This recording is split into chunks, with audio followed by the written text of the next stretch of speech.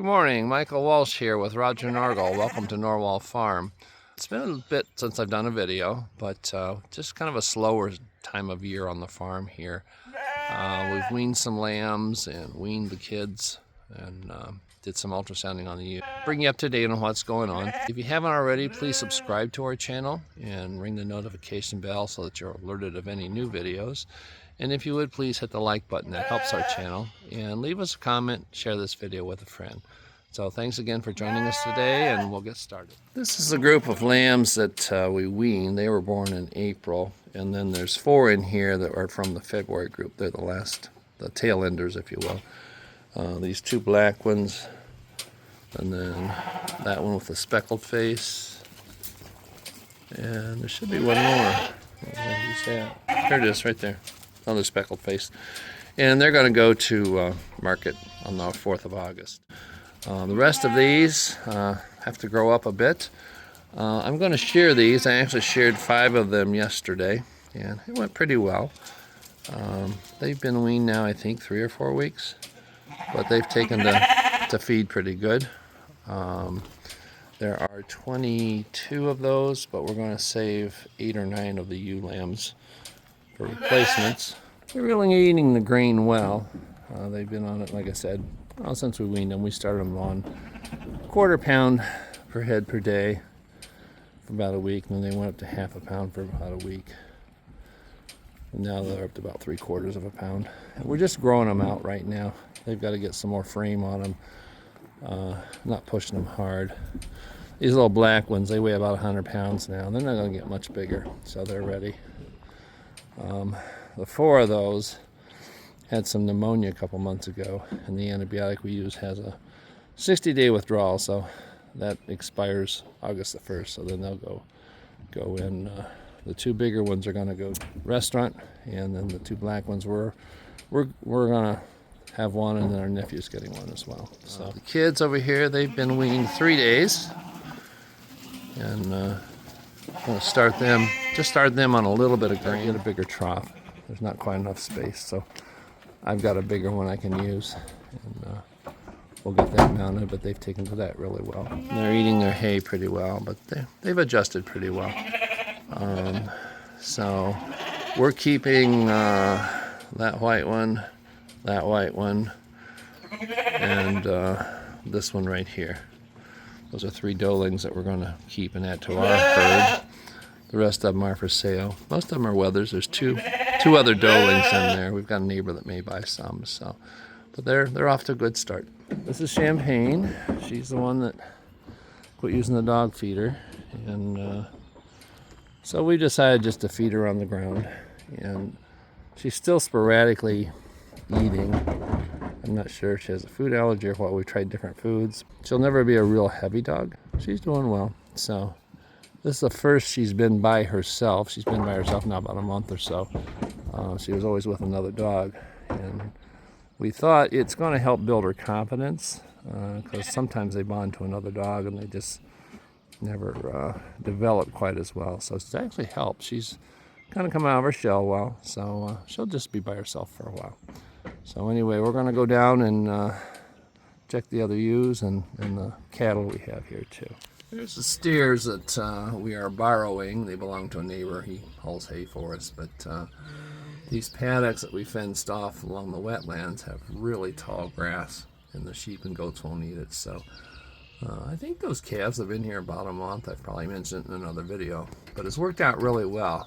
They prefer that long grass down there on the wetlands, and actually they like the cattails as well. So this is the 4th paddock. They started at the other end, and I just let them in here, I think yesterday. The next one over, they had pretty well cleared out those cattails. It's a much smaller paddock, but they're down here, and they really like that taller, mature grass, and that's exactly what we wanted them to do. And then I've used them up here as well in some of the other paddocks. This grass gets a little taller, and we want to keep it in the vegetative state, so we let them graze that down a little bit. But it's worked well. I'm not sure how long they'll stay here. As long as we got pasture for them, we'll let them stay, and then he's going to take them back and continue to finish them out. You can see there are some paths out there where it's knocked down in the cattails. That was solid yesterday, so they're going through it and picking at it, and they'll knock it down. And then this area over here, they've definitely grazed the grass down there. So it's working the way we hoped that it would. This is the previous paddock they were in. I just opened this little gate and let them in there yesterday, but you can see the cattails there, and there's some behind the wood pile. Those were as thick as these, so they really have walked through it. They've grazed a lot of that. Cattle will eat cattails, and you can see there's a little patch of them right there too. So it's working well. We're very pleased. I left the gate open up there to let the calves come back in this paddock. They are still getting, or they are getting, about a pound of grain per calf per day. And then the water tank is up at the other end, and that little black tub there is our mineral lick. So rather than moving all this, I just opened the gate, and we'll let them have both of these. And you can see this grass here is getting a bit taller. I'd actually mowed it off, but they'll keep that graze down, keep it in check, right height for the sheep. So we'll leave it like this. The non-pregnant ewes are in this paddock. This is where the calves came from. Wetlands down there, they really grazed it down nice. This up here had a lot of thistles, so I was able to get the field mower in there and clip those down. These ewes will be turning the ram in with them around the middle of August, breeding for late January, early February lambs. So I've started them on grain to get them in a gaining condition. There's about 3 or 4 in there, I think 3 in there that actually will not be bred for February lambs. They're going to be the start of our April group. We've decided to sell the Dorpers. They just don't meet our market model. Their lambs are good, they finish out about 100 pounds, and we need the lambs to be about 130, 140 pounds. So our neighbor who is starting a farm, she has them down there this summer. She's decided to go ahead and buy our flock from us. And so then we're going to keep replacement ewe lambs out of the lambs that I showed you earlier. And then there's 3 Suffolk ewes. We sold one of those, but so there's 3 left. And then one of the Suffolk ewe lambs is a really nice lamb. So we'll have 4 Suffolks in that group. So that will give us 13 ewes in each group. Nice balanced numbers, and that should work well for us, we hope. This is Garrett. He's with the non-pregnant ewes, and he also stopped using the feeder for some reason, so we decided just to feed these on the ground, keep him eating. He's actually put his weight back on, so it's working well for him. The ewes are actually coming up there, so I'm going to take their green over there for them. So these are the ewes. Most of them are the ewes that we weaned the April lambs from. Pardon me, the flies are biting down here. The ewe with the X on her back, she was with the group that was bred for October lambs, and she was not pregnant. But of the 14, 13 were, and that's considered an out-of-season breeding. Sheep are seasonal breeders. They usually breed from, usually around September through March or April. So we had 13 out of 14 get pregnant, which for out-of-season breeding, they say if you get 50-60%, that's good. So we were very pleased with that. So she's going to go in with the February group, this group that will be bred. And like I said, the 3 Suffolks, they're going to go form our part of our April group. Then there's 2 Dorpers in here, and they will be sold to the lady that's starting her Dorper flock. So we just started these on grain yesterday, and try to increase their body condition a bit, get them in a gaining condition. That helps them produce more lambs. So they're doing well, and we're going to be breeding them, like I said, turn the ram in probably the 15th or 16th of August. I generally feed Garrett away from the ewes. You can see him down there, right there. Although when I wasn't feeding them grain, I would just put it in an area where the sheep couldn't see it, because the sheep will eat the dog food. But he and Champagne is also learning to. They will guard their food. The sheep come up there and they'll actually chase them away. So that's good. We're sure that they're getting their amount of food. But it's worked well just to put it away from the ewes. So these are the mothers of the kids that we weaned, with the exception, this is Leonard. Snowy's right there at the corner. And then this doeling and that doeling, they were babies last year and we were going to breed them this year. But you can see their udders are pretty full. I think this is the 3rd day since we've weaned. But they're not overly tight. They're kind of calling because they're missing their kids. But it's going well. And then we're gonna sell this one right here. You can see her one nipples is really huge, and when she has kids, it's impossible for them to nurse it. So we're gonna sell her. But the rest of them, the adult nannies will be bred for probably February kids, and then these two, and then we're saving the 3 doelings. They will be bred probably in December for April, May kids. So that way it'll spread out our goat crop or kid crop into 2 groups, and that way we'll have goats available for the restaurant the whole year. Just kind of spread out the availability. So that's Charm right there. Looks like she's found a field mouse or something. Going after that. Yep, she's going after that. That's Champagne's sister. And that's Callum that just ran up there. Charm is due in season any time, and we do plan to breed them. So we have a waiting list. There's actually 5 puppies spoken for. Or at least people have indicated an interest. You wait until they actually take the puppy and give you the money. But anyway, we've got a waiting list for puppies this time, so that's good. And then these ewes down here, those are the ones we've bred for October lambs. And I've been disappointed with the lambing percentage we've had. In that, not even out of season. This is the first out of season breeding we're doing. But for some reason, the highest I ever got was 150%. The Dorpers like 130, and another group was 140. Your goal is to get 170 to 200, maybe a little more. And I follow a video or YouTube video in New Zealand. It's called The Kiwi Farmer. He has about, 1,200 views or whatever. But he was mentioning several months back, of course their seasons are opposite of ours, that he was disappointed in his scanning percentage. He ultrasounds them. And a farmer down there had mentioned that they're in a selenium deficient area. The soil's deficient, so the food is deficient. So that farmer gave all the ewes selenium injections at breeding time, and it really improved his scanning percentage. So we're in a selenium deficient area here too. We do keep really good mineral in front of them. It has selenium, vitamin E in it. So anyway, I thought, I'm going to try that. Talked to the vet, and she said it wouldn't be toxic. So we gave it to him, and I'm pleased to report, like I said, if you get a 50%, 60% conception, that's good. Well, we got 95%. Only one didn't breed.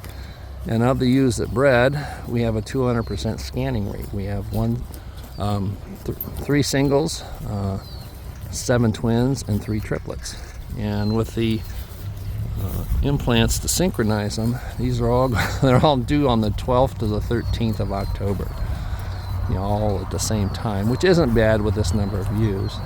And actually it's a good thing, because what I'm hoping, multiples oftentimes don't go as long as single births. They'll lamb a little sooner, like a few days earlier, which I'm hoping that's the case, because then with 3 triplets and 3 singles, I'm hoping to pull a lamb off of each triplet set and foster those onto the singles, and that way everybody will be raising twins.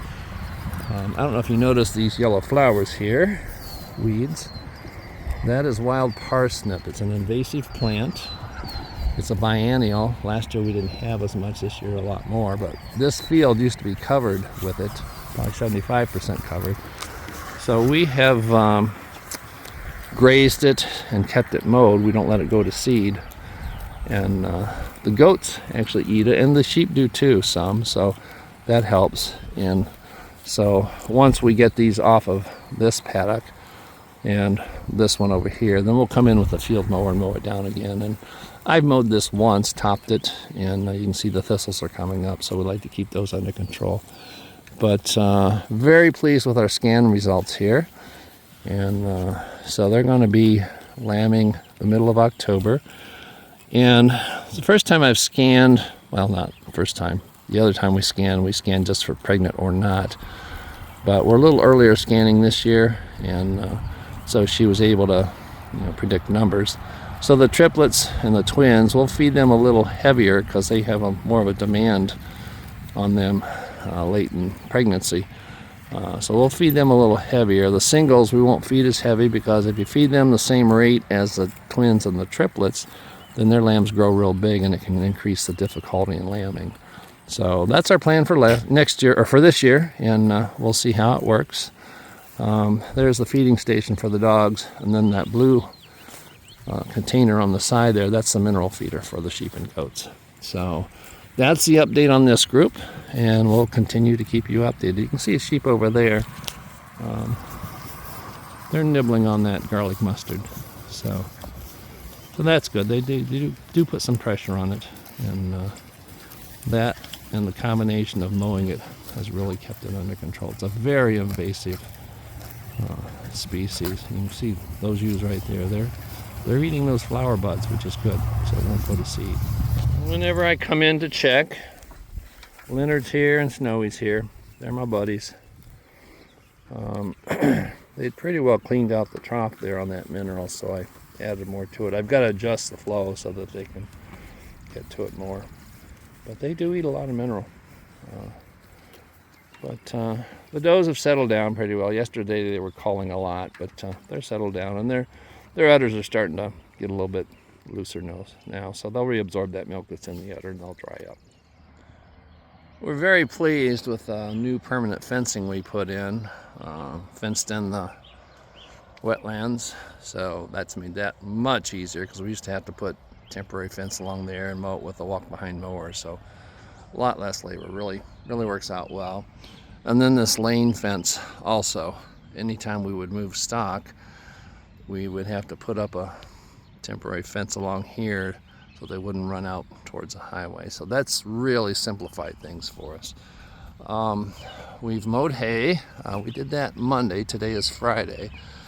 And generally, we want to make our dry hay this time. We made baleage last time. Baleage is high moisture.